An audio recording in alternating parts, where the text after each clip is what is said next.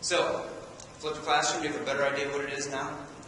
I was talking to Michael ahead of time. He said he's been doing a flipped classroom in his statistics. He referenced, what was his name again?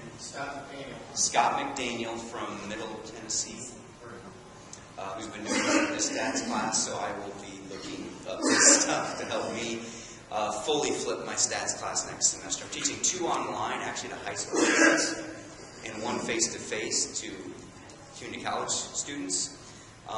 And so I'm actually going to, I've been quasi-flipping for a long time. I'm teaching a web blended stat right now. I had assignments we're going to do today since I'm not there. There's discussion boards they're doing. I pushed out a video. There's a professor up at Iowa State I met with, Holly Bender. She does this in their vet tech. The process they use is they push the content out, whatever it is. They come to class, very first thing, 5 minutes, take an individual quiz. Next thing, take the same quiz with the team. Next thing is, we are doing deep, immersive, tough, real-life problems the rest of the time. So it's an accountability measure. So, do I know exactly what I'm going to do next semester? I have a pretty good idea, but I'm still very open to, Scott Daniel and others to help me push that. Does it take some tech skills to get you there? I would say yes. Does it help to be able to make your own YouTube videos? I would say yes. Does it help to be able to know how to do the online homework and to reference and to build a Blackboard course that would be easy for students to navigate and know what to do? I'd say yes. So I would say this whole process for one person is very difficult. I would strongly encourage you to find other colleagues. I found a colleague who's doing this in his science class next semester, and I'm teaching him some tech skills, and he's giving me some other ideas because he's done this kind of before, and we're kind of working together. So it's nice to find somebody at your institution that you can take the big leap, scary leap, and move in that direction. But I say, if you've never done this, just start thinking about what we're going to do outside of the class, and then I can recoup that time in class to go deeper with students. Do some real problems. The session before mine was on real data sets. It was wonderful. It's all connected. It's relevant. It's real. So, is that any questions on that? Yeah. As you were speaking and describing what you are arguing and planning to do, I'm thinking about the math learning support that we are instituted at our school, probably most of the community colleges in the country. And there is a certain percentage of students that you'd love to have them do the lecture part of the course outside on their own. But there's a whole lot of other variables. Sure. One, they just might not do it. They might not do anything outside the class. Attendance oftentimes is very erratic. And then there are jobs that interfere there. So many of them don't know the computer. They can't stay on campus to use the resources. So what I'm hearing is the issues of access, of attendance, of just being a good student, all those things. One thing I've learned in this developmental class I'm doing, attendance is very important because they're working in groups every day. There's focused problems to do. There's a lot of accountability to themselves and others. When they don't show up, that's lost, right? I used to teach high school for 10 years, right? Compulsory, right? Have to be there. So at this point, if I'm going to design instruction that's the best thing for my students, right? I can control what I can control. And if I can create a classroom atmosphere that's really engaging and really makes them active instead of just passive and motivates them to come and learn, do we have a certain percentage that won't do anything? Yeah. But if I'm going to design my class with that as my focus, what does my class look like? I don't know. It doesn't look that good. I want to design it for the learners that want to learn and engage them. And I know the access issue and I know the time issue. For instance, I'm in next semester with my other classes, 5 points. Were you there? Were you there on time? Were you engaged with your group? How did you do in that quiz you took individually? How did you do that quiz as a team? Right? Every day. There's an accountability component. It is graded. It is important. You will be here, and we're going to learn. Right? There's lots of models out there, and I encourage you to.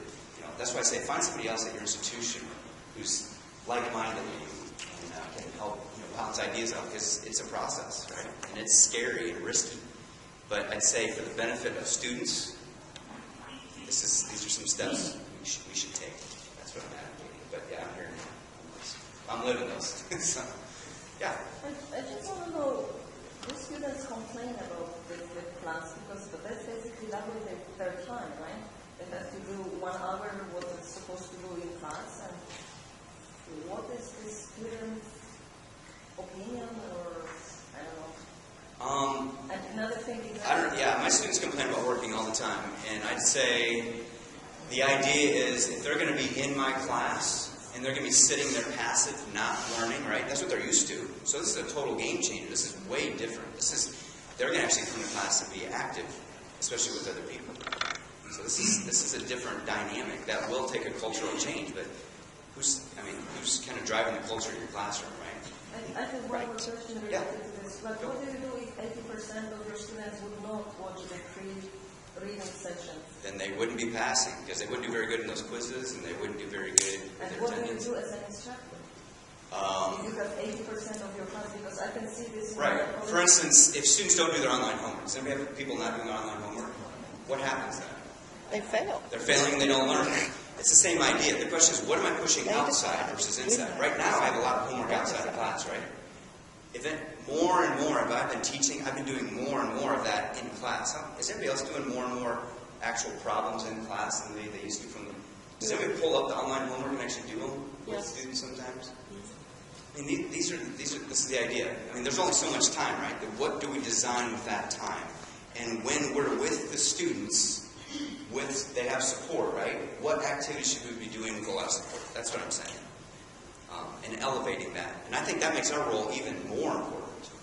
The technology is actually enabling us to have deeper, individualized, customized learning for those students.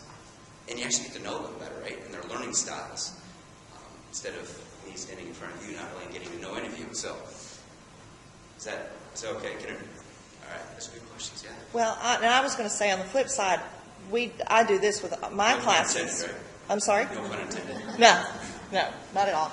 And I have much better attendance because the class is so much more active. I teach a 7:30 class, and almost everybody is there almost every day because they're not going to sit and listen to me speak at them. They're going to be actively engaged, and they will enjoy it much better, and they will feel like they're getting more out of it. And I wouldn't lie at all. There's going to be pushback, right? Yes. Essentially, you're trying to undo how many years of the other model? It's not going to happen overnight, okay? It's going to have to be modeled. It's going to have to be encouraged. It's a cultural shift for us and for them. But what is the goal here? The goal is for deeper learning, right? And that's that. And is there a lot of curriculum set up for this? Not a lot, right? So does that put a lot more on us? Yes. Would I love it if I would just open my book? Oh, here's the video you should have them watch the night before. And here's the PowerPoint. And then here's the question you should ask them when they get it right. You might have to do a lot of this. Yeah, probably. But the good thing is I've taught stats for like 9 years in a row, every semester. So I'm feeling good about that curriculum at this point, so I'm more comfortable. Now, this other course I'm teaching for the very first time, not as comfortable, right? So, all right, let's go on. Kahn Academy, who's heard of that? Who actually uses it? All right, we got a pretty good representation. I use it a lot, to push some of the content out. I used to make a lot of videos, and this thing called YouTube showed up. I was like, whoa, this is wonderful. So now, honestly, if I need to make a video about how to use my stat software, or how to do a certain type of procedure, right? I will search things like Kahn Academy and other things. And they've kind of put me out of the business of doing some of my videos. And I'm okay with that. Because, honestly, I'm not that good, and I don't have time. So, but I can embed mine with theirs. Essentially, I'm bringing in teachers from all over the world, right? But now I have a new role of what? I have to evaluate all these things to see if they're any good, right? Is the right notation? Is that the way I would do it? This is the new. When I went through teacher training, they didn't talk about this back in the early. We didn't have the internet, okay? So I guess that ages me, right? I think what am I, the oldest person who never had to use a typewriter? I think that would be to write a paper. That would be I'm me. about right in there. So anyway, so I just want to show this. The thing that's interesting here in Kahn Academy is the homework. Raise your hand if you've heard of the homework they have with that. It's like a homework system. A few of you, not as many. So that's why I just want to bring, I'm not going to play the whole thing, but just real quick. Kahn Academy is most known for our library of over 2,000 videos covering everything from basic edition all the way to college level math and science. But all I want to cover in this video is the software piece of Kahn Academy, which we think is at least as significant as the video piece. So if you click on Do Exercises on the Kahn Academy right here, this is the first thing that the student will see. This thing on the right here, this is our knowledge map. And this shows all the different concepts that we have exercises on. So each of these stars is a different concept, and then they're just listed in order over here. This right here, if it's green, it's a suggested exercise. It also says all of the exercises and the recent ones. If you need to review exercises, it'll tell you what you're proficient in. And the general paradigm is you start every student at 1 + 1 = 2. We click over there and show you what this module looks like. So this is basic addition. It's the most basic mathematics. If you know how to do it, you literally just type in the answer, and it will build your streak. The paradigm is that this will generate an infinite number of problems for you. They're computer generated until you get 10 in a row. So make sure that you have no gaps in your knowledge. If you don't know how to do this, you could watch the Kahn Academy video from our library. Or if you don't know how to do that particular problem, you can always click I like a hint, and it gives you the action. Steps. And all of this is in a game-like framework. You have energy points here, which are the points that keep track of how much effort you put in. And they're there to try to motivate students to work on what will challenge them or what will improve their learning the most.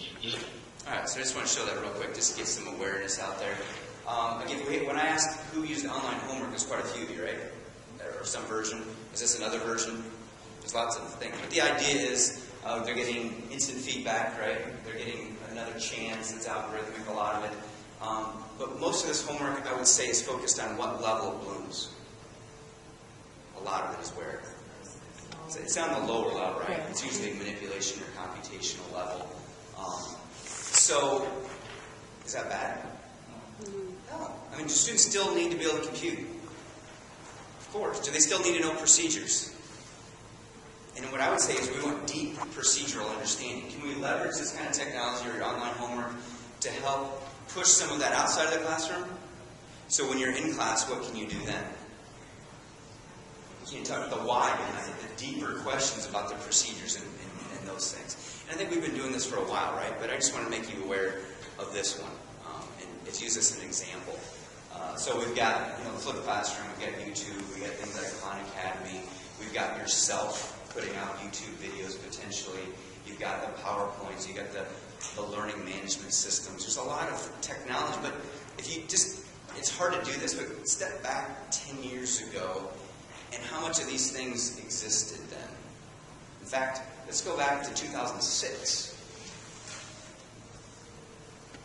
No YouTube, no Kahn Academy. There was really this whole dynamic of pushing content out was just kind of, So for those of you that are like, wow, this is a lot, yeah, has there a lot been going on since 2006 even? That's not that, well, I don't think that's long ago, but as I get older, 2006 seems like yesterday, right? So we're in the middle of a revolution. There's a good book, Clayton Christensen about innovation theory, right? And he says we're in a disruptive innovation phase right now in education. Honestly, we're one of the last large industries that has not had a disruptive innovation potentially. So yes, we should be uncomfortable if we're in the middle of a disruptive innovation. Almost every other industry has gone through this, like the music industry and automotive and electronics and all these things. So we're in the middle of a disruptive innovation, and I think that explains some of our discomfort, because it's a turbulent time. It's kind of like why I call the Wild West still. How this, I'm thinking in a few generations they'll probably chuckle at us. Remember those people before they had, they used the internet very much, and they didn't use all these things, and all these poor people, so we're in a transition time. All right.